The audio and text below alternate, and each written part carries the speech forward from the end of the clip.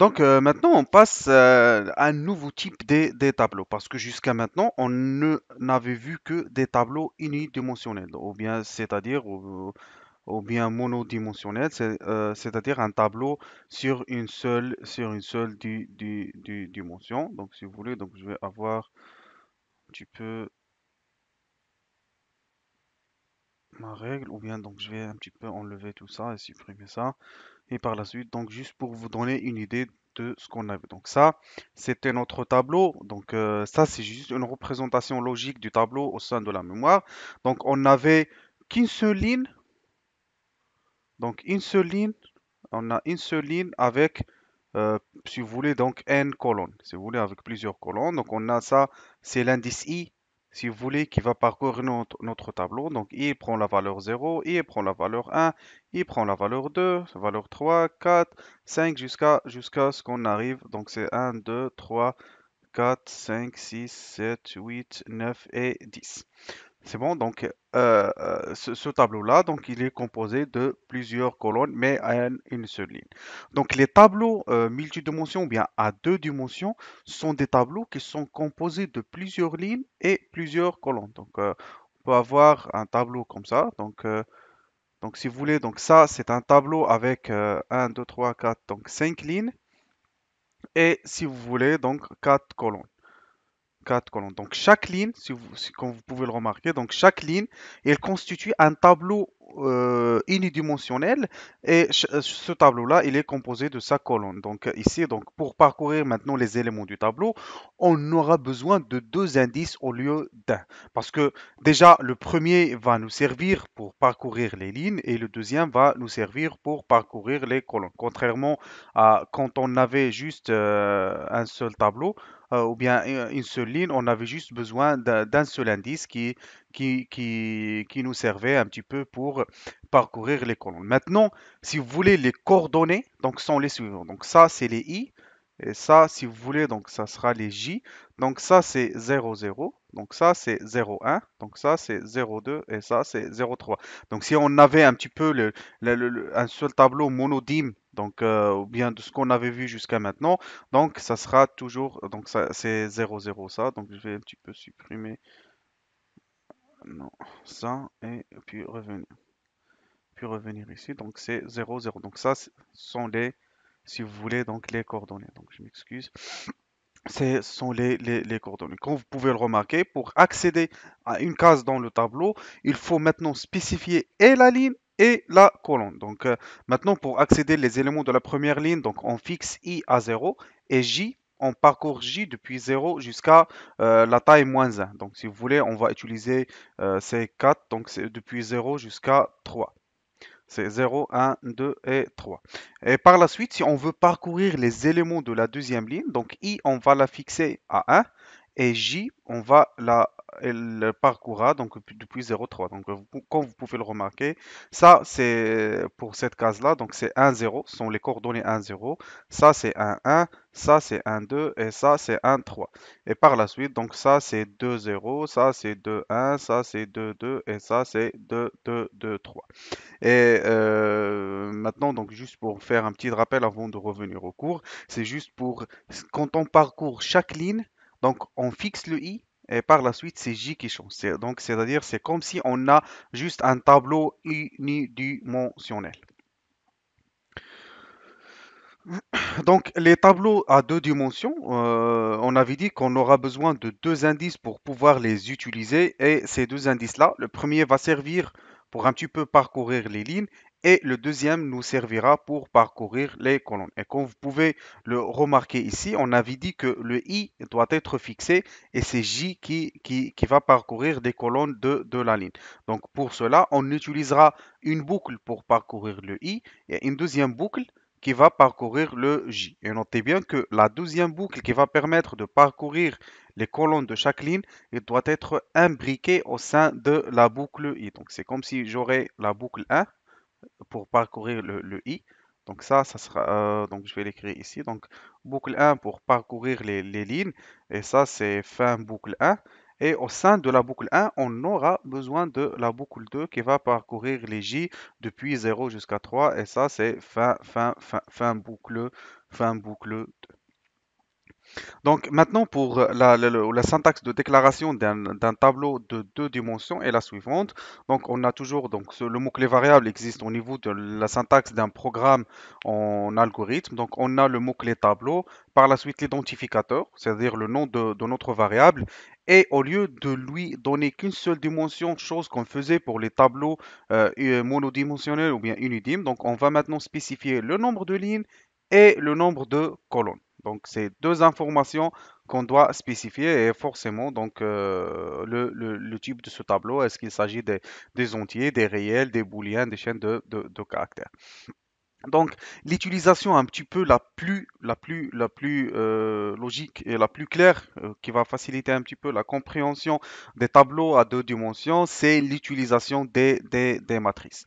Donc, généralement, une matrice, donc supposons on a une matrice de trois lignes et quatre colonnes, donc ce sera sa syntaxe ou bien la générale. Donc, on aura par exemple un 2 3 et 4, 5, 6, 7 et 8, 9, 10, 11 et 12. Donc ça, c'est une matrice à 3 lignes et 4 colonnes. Donc chaque ligne contient 4 colonnes. Pour représenter cette matrice-là au sein des tableaux, donc on déclarera un tableau par exemple A, ou vous pouvez le nommer comme vous voulez, donc tout en respectant les règles des identificateurs qu'on avait donnés tout à l'heure. Et ça sera 3 lignes et 4 colonnes. Donc ça, si vous voulez, c'est comme si on a un tableau du type comme ça, donc trois lignes et quatre colonnes. Donc on a ce tableau-là, 2, 3 et 4, et voilà, trois lignes. Voilà, donc maintenant on peut insérer les valeurs de notre matrice, par exemple ici 10, 2, 0, 7, moins 1, 2, par exemple 8, 6, 5, 4, 3, et un nombre qu'on n'a pas saisi, c'est le 9, oui. Donc le 9. Voilà, donc ça, c'est notre matrice si vous voulez. Et au lieu maintenant, pour pouvoir accéder par exemple, à cette valeur-là, on doit spécifier A, I et J. Donc pour accéder à la valeur de cette case-là, donc on avait dit que I ici et J ici, donc ça c'est 0, 1 et 2. Et ça, c'est 0, 1, 2 et 3. Donc, pour accéder à cette valeur-là, on devra spécifier les coordonnées 1, 2. Donc, on devra mettre A, 2, 1, 1, 2 si vous voulez. Donc, pour permettre un accès direct, sinon, on va voir comment utiliser ça à travers les boucles. Donc, maintenant, on va voir comment remplir un tableau de deux dimensions et aussi comment afficher ce tableau-là de deux dimensions. Donc, la même chose qu'on avait fait pour les tableaux unidimensionnels. Donc, on va faire la même chose ici pour les tableaux à deux dimensions. Donc, on a saisi matrice. Donc, on doit passer les deux paramètres, le nombre de lignes si vous voulez et le nombre de colonnes. Et par la suite, on a notre tableau A et le passage se fait par référence parce que ici, on va modifier les valeurs de notre tableau et on aura besoin de connaître directement la référence dans la mémoire. C'est bon? On ne fait pas le passage par valeur. Donc, on va déclarer les variables i et j, donc qui vont nous permettre de parcourir un petit peu les lignes et les colonnes de notre tableau. Et par la suite, donc, on avait dit qu'on aura besoin d'une première boucle. Cette première boucle-là va nous permettre de parcourir les lignes. Donc, pour i allant de 0 à n-1, vu que on est en train de n représente le nombre de lignes, on a écrire saisie de la ligne n-1 et c'est par la suite au sein de cette même boucle là on a pour j allant de 0 à m-1.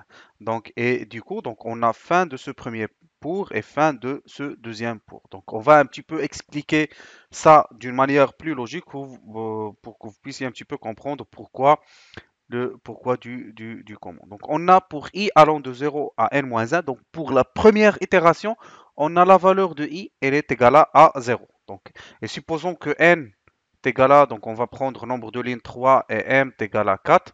Donc, est-ce que 0, il est inférieur ou égal à 3? À 3 moins 2, donc est-ce que 0 il est inférieur ou égal à 2? Donc oui, donc c'est bon, donc on va pouvoir exécuter cette partie-là. Donc le programme va nous afficher le message et par la suite, on aura pour j allant de 0 à m-1. Donc c'est-à-dire que j va être initié à 0 et il vérifiera est-ce que 0 il est inférieur à 4-1, c'est-à-dire est-ce que 0 il est inférieur ou égal à 3? Oui. Donc on va exécuter ce code-là, on va demander à l'utilisateur. Donc supposons que c'est ça notre tableau. On avait dit trois lignes, deux colonnes.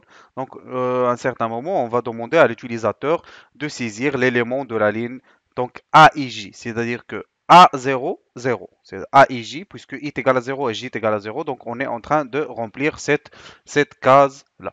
Donc, une fois on est arrivé à fin pour, le programme reviendra ici et il va incrémenter tout d'abord la valeur de J. Maintenant, la valeur de J donc, sera maintenant 1, mais la valeur de I, elle est toujours 0. Et par la suite, donc il vérifiera est-ce que 1 il est inférieur ou égal à 4 moins 1 qui est 3. Donc oui, c'est bon. Par la suite, il va nous demander de saisir l'élément et on va lire le A maintenant de 0 puisque la valeur de I c'est 0 et J maintenant c'est 1. Donc on est en train de remplir cette case-là. Par la suite, donc on va incrémenter le J par 1. Donc ça va être, si vous voulez, donc ça va être maintenant J est égal à 2. Et par la suite, la valeur de i n'a pas été changée parce qu'on est toujours juste au sein de cette boucle-là. On n'est pas arrivé au deuxième fin pour, si vous voulez. Et par la suite, donc, est-ce que 2 il est inférieur ou égal à 3? Donc oui, c'est le cas. Et par la suite, maintenant, la valeur de i, elle est toujours 0, mais la valeur de j, maintenant, c'est 2. Donc on avait dit que c'est 0. On a 0, 1, 2 et 3. Et ça, c'est 0, 1 et 2. Donc maintenant, on est en train de remplir la colonne 0, 2. Donc cette colonne-là, la même chose pour 3. Donc il va incrémenter J. Donc la valeur de J sera maintenant 3. Est-ce que 3 elle est inférieure ou égale à 3? Oui. Donc il va réexécuter ce code-là. Et par la suite, donc on va lire la valeur de A de 0, 3. Donc ici. Et par la suite, on va incrémenter la valeur de J. Donc J sera maintenant 4. Est-ce que 4 elle est inférieure ou égale à M-1 qui est 4 moins 1, 3? Donc non, il va quitter cette boucle-là et il va essayer de continuer les instructions au sein du premier pour. Et puisqu'il n'y a pas d'instruction, donc on est arrivé à fin pour, il va incrémenter maintenant le i. Parce qu'on avait dit que l'incrémentation se fait d'une manière implicite une fois on arrive à la fin de la boucle pour. Maintenant, la valeur de i qui était 0 recevra 0 plus 1, donc la valeur de i sera maintenant 1. Et il va vérifier, est-ce que 1 elle est inférieur ou égal à n-1? Donc n-1 c'est 3 moins 1 à 2, donc oui, on a 1 qui est inférieur ou égal à 2. Maintenant, notre programme est fixé dans cette ligne-là. Et pour la boucle, ou bien pour la deuxième boucle, on a J qui va se réinitialiser à 0. Parce que maintenant, on a quitté la boucle pour. Et quand on va y revenir maintenant, c'est comme si on va refaire les choses pour la première fois. C'est-à-dire que J va être initialisé maintenant à 0. Il va vérifier est-ce que 0 est inférieur ou égal à m-1, c'est-à-dire 4 moins 1 qui est 3? Oui.